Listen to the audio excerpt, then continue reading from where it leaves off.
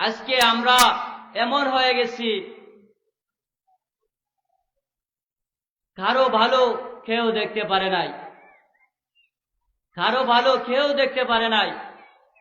আপনি যদি তার চেয়ে একটু উন্নত হয়ে যান, সব কিছুতে আপনি তার চেয়ে একটু উন্নত মানের হয়ে যান, বাড়ি গাড়ি সব কিছু আছে, কিন্তু দেখবেন আপনার পিছনে শত্রু লেগে গেছে,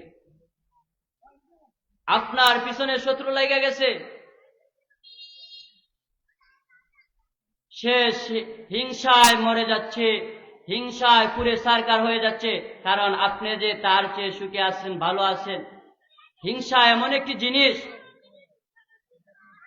হিংসা কাকে বলে?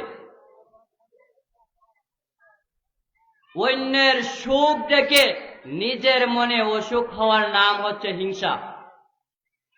কি ভাই? অন্যের সুখ দেখে নিজের মনে অসুখ হওয়ার নাম হচ্ছে হিংসা। আমরা বাঙালি এমন হয়ে গেছি, অন্যের ভাত খাইতেও দেখতে পারি না, আবার অন্যের লাত খাইতেও আমরা দেখতে পারি না।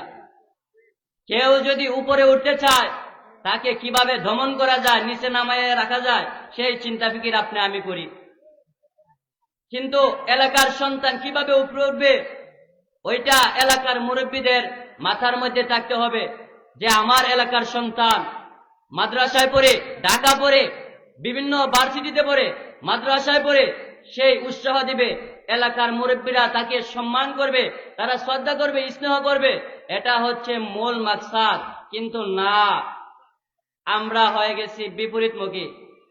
কেউ যদি এলাকায় আলেম হয়ে যায়, তাহলে মনে করি যে আমার চেয়ে মনে হয় বড় আলেম হয়ে যাবে সে। না, এইটা করা যাবে না। আল্লাহ আপনি আমারে বুঝার তৌফিক দান করেন, সকলেই বলেন আমিন। প্যারা হাজিরিন, মুহতারাম হাজিরিন, কিন্তু আল্লাহ পাক রব্বুল আলামিন যাকে সম্মান দেন তাকে উপরে উঠান। বান্দা তুমি টাইনা তাকে নিচে নামাইতে পারবে না, কারণ আল্লাহ তাকে উপরে তুলাইতেছেন। ওয়া তুইজ্জু মান তাশা ওয়া তুযিল্লু মান তাশা। সম্মান দেওয়ার মালিক আল্লাহ, ইজ্জতের মালিক আল্লাহ, আবার বেইজ্জতের মালিকও আল্লাহ। কিন্তু সম্মান পাইতে হলে আগে সম্মান দিতে হবে।